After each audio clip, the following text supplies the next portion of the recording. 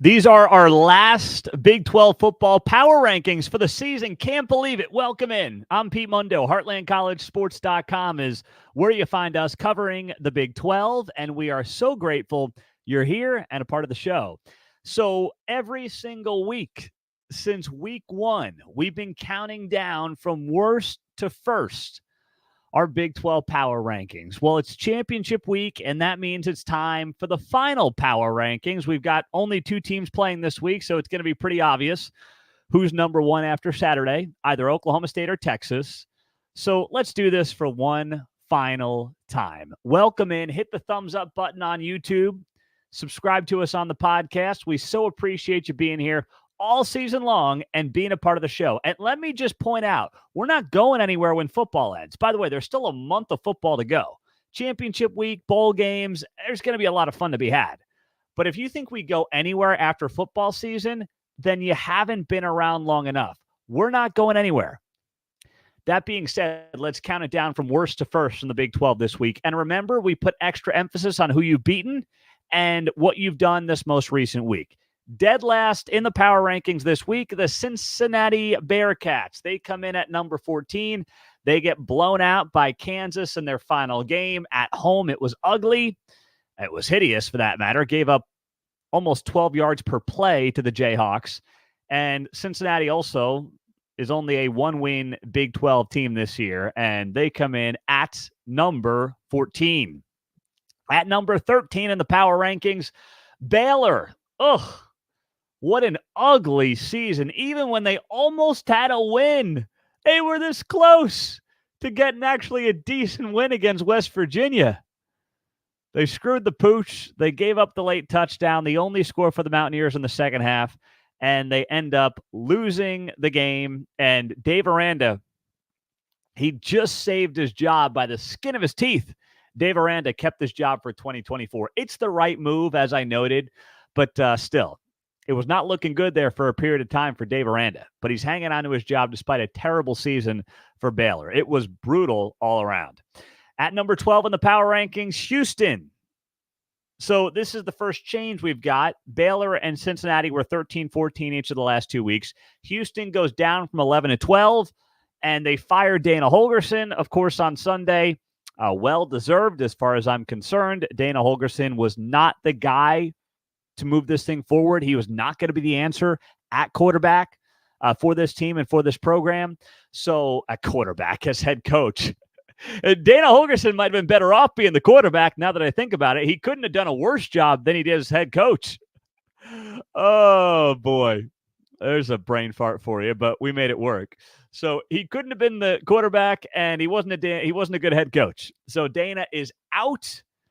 Moving on. We'll see who Houston decides to go with, but they finished the season as 12th in our power rankings. You know, here's how bad it was. Houston lost 6 of their 7 Big 12 games by 21, 23, 41, 10, 13, and 14 points. 6 of 7 losses by double digits. They were not losing one-score games here with Houston. They were getting blown out of the building. And by the way, against mediocre competition, TCU, Texas Tech, throw UCF in the mix. They lost to Cincinnati by 10 points. It's pathetic.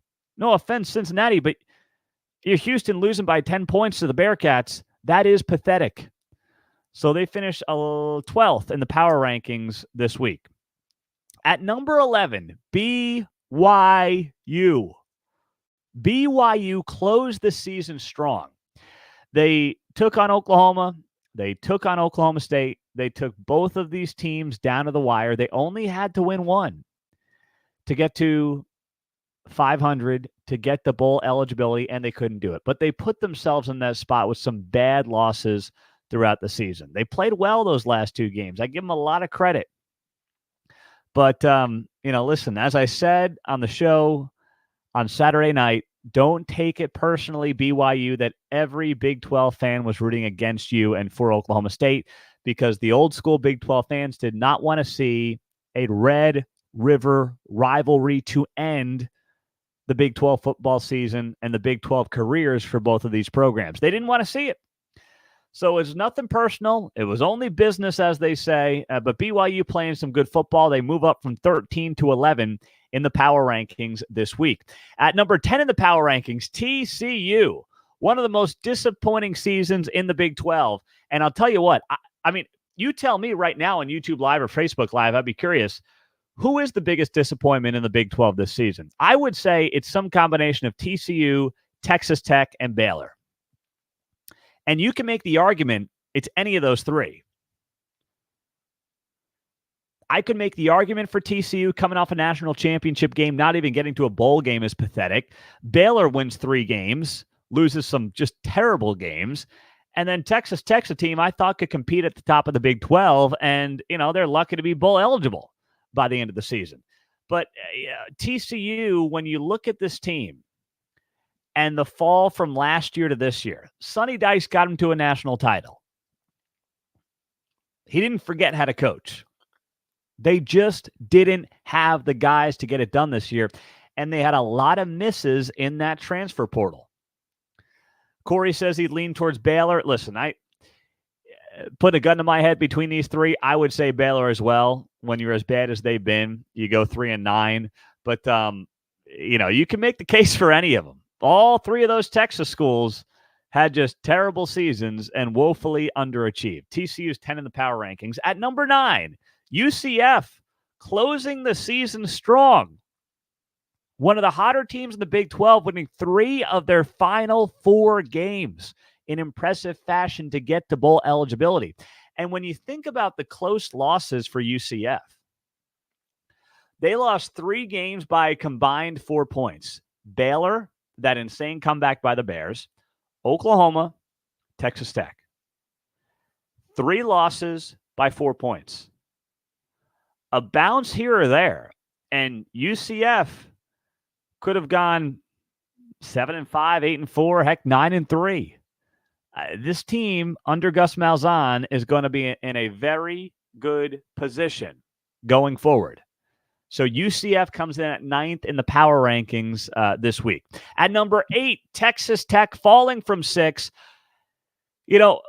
I thought Texas would cover in the game on Black Friday, in part because they were more motivated, but in part because Tech just isn't that good.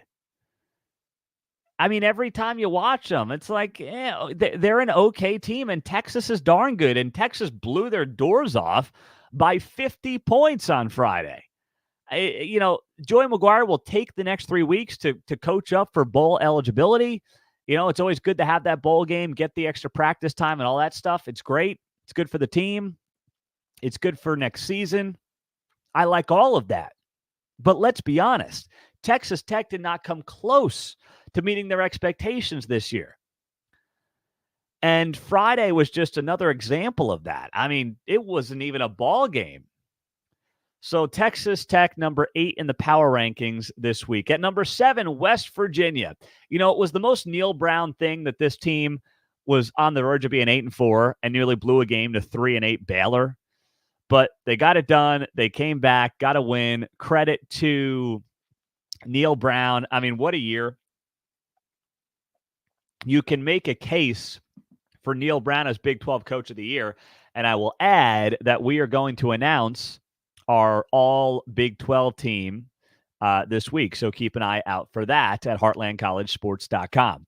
But Neil Brown or Steve Sarkisian, probably the guys. And Neil Brown was on the hot seat, and now he is solidly returning for 2024. No questions asked.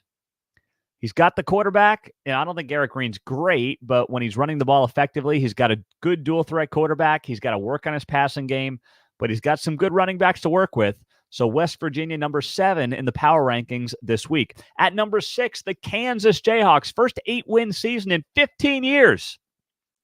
Congratulations, KU. Rock chalk, baby. It is incredible what Lance Leipold has done. He's put this team in a position to be near the top of the new Big 12 come 2024. Okay, there's no blue bloods in the new Big 12. I get it. Rub the salt in the wound if you want, if you're an OU and Texas fan. But this is going to be the most competitive and interesting conference in America, bar none. It is not going to be close when it comes to wild finishes, crazy games. incredible entertainment. There's going to be so much about this league that we're going to like, and it's just going to be damn fun.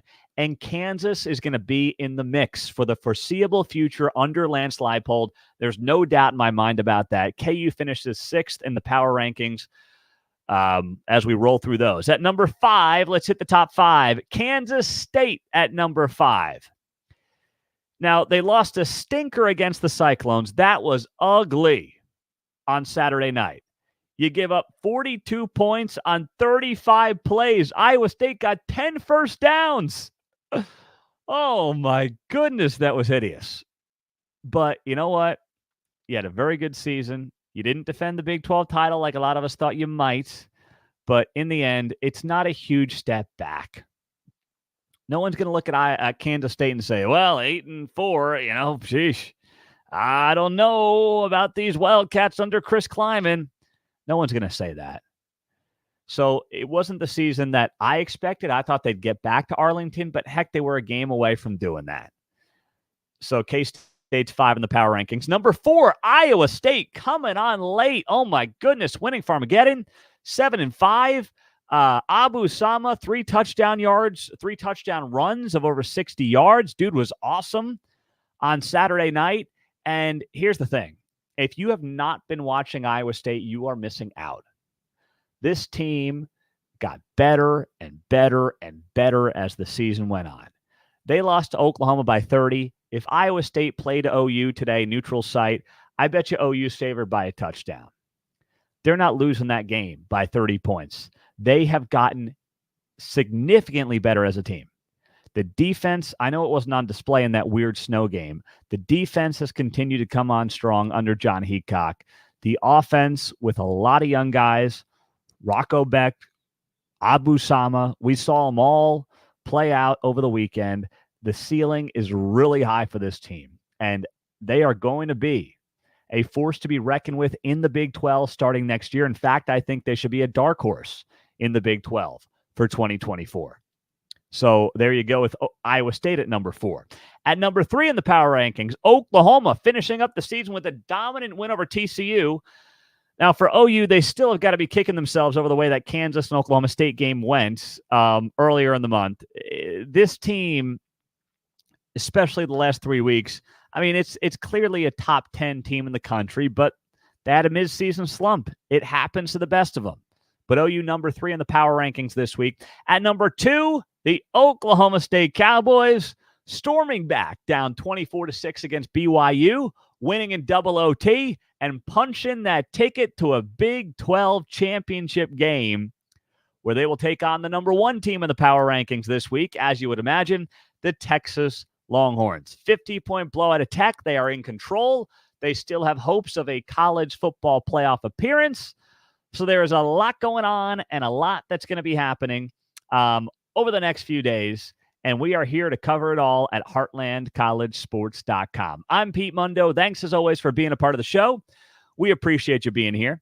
Garrett says Lance Leipold should be the Big 12 Coach of the Year.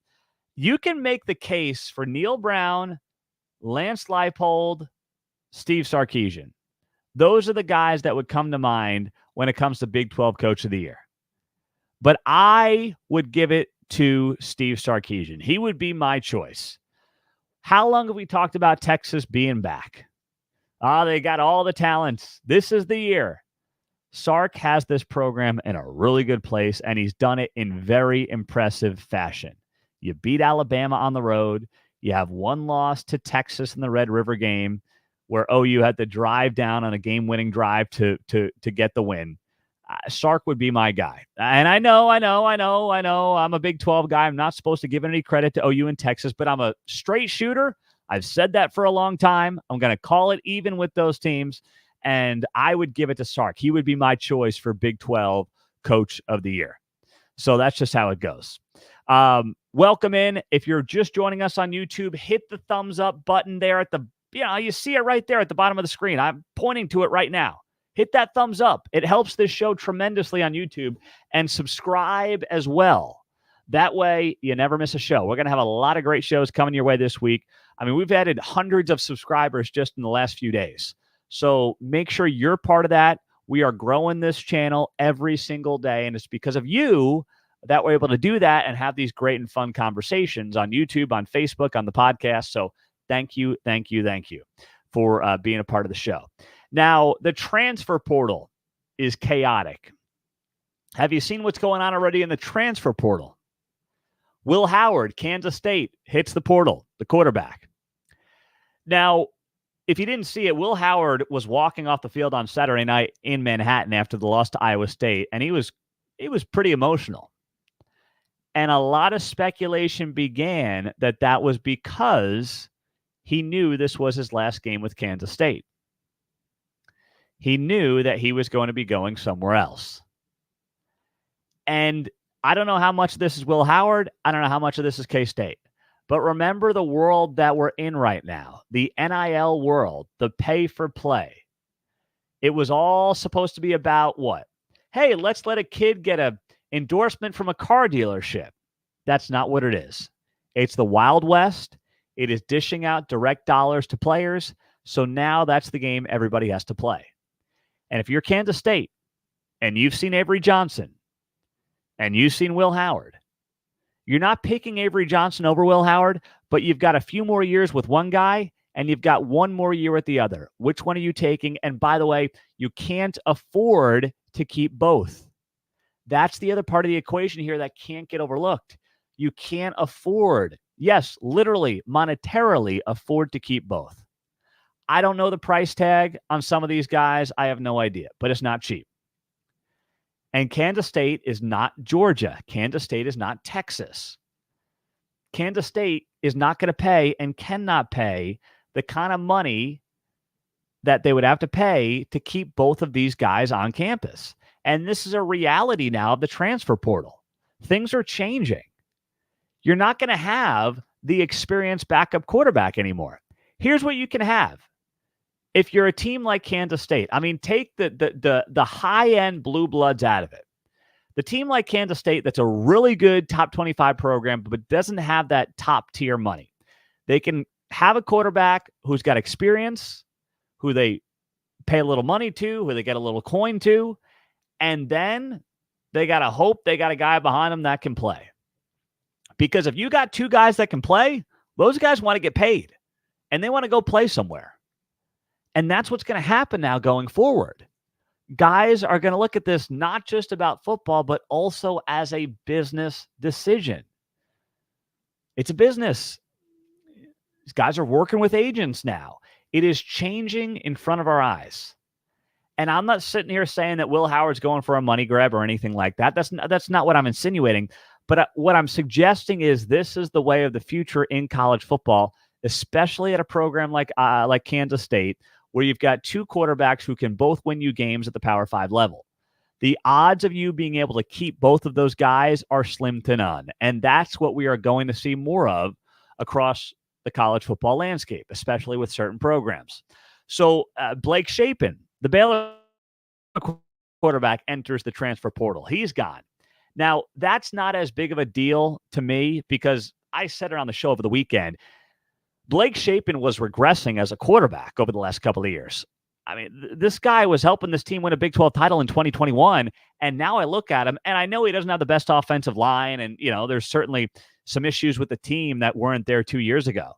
But I'm looking at this guy, and I'm saying he has not progressed at all as a quarterback over the last couple of years, that being Blake Shapen.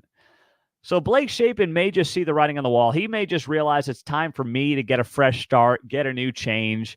And I think that's good for him. And I think it's good for Baylor as well. I don't think coming back with Blake Shapen is something that made a lot of sense for either side. So this is a clean break. You move on and you go. Meantime, some other big names early on here in the portal. Treshaun Ward at Kansas State also hits the portal. He rushed for 600 yards. So these are not no-name guys.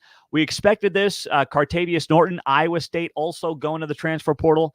He didn't show up at the game on Saturday night against K-State. It was expected. That was because he was going to hit the portal. And by the way, if I saw Abu Sama running like he did on Saturday night as a true freshman, I'd be hitting the portal too if I was in that running back room and wanted to play in 2024, because something tells me there's going to be a lot of Abu chants? Or is it going to be Sama? I don't know. You guys tell me up there in Ames what the chants are going to be, but it's a great name for some damn good chants with Abu Sama. Abu Sama. Whatever you want to do. It's going to be great. This guy is going to be lighting up the Big 12 next year. And that's why when you see guys like Cartavius Norton decide they're leaving, it makes all the sense in the world. So you're starting to see more of this. It's going to be a crazy week in the transfer portal, and we're going to have it all covered for you at heartlandcollegesports.com. Thanks for being here. Thanks for being a part of the show, by the way. And we also have on the website our bowl projections ahead of championship weeks. So go to heartlandcollegesports.com, check out our bowl projections, and we are in for what is going to be a topsy-turvy, fun next few days. And make sure you're checking out our members forums, our message boards. Those are free. Just go to the website, click on members forums, sign up there, and join the conversation. A lot of good Big 12 fans we're interacting with on there every single day. We appreciate you guys. We hope you have a great rest of your day. We've got a lot more to come this week right here on the YouTube channel, on the podcast. Subscribe. We appreciate you doing that. Hit that thumbs up button. And if you want the Heartland College Sports Koozie, leave me a 5-star rating and review on iTunes and send me a screenshot to Pete Mundo, Mundo, at heartlandcollegesports.com. Thank you. Have a great rest of the day. We'll talk to you guys soon. Go Big 12.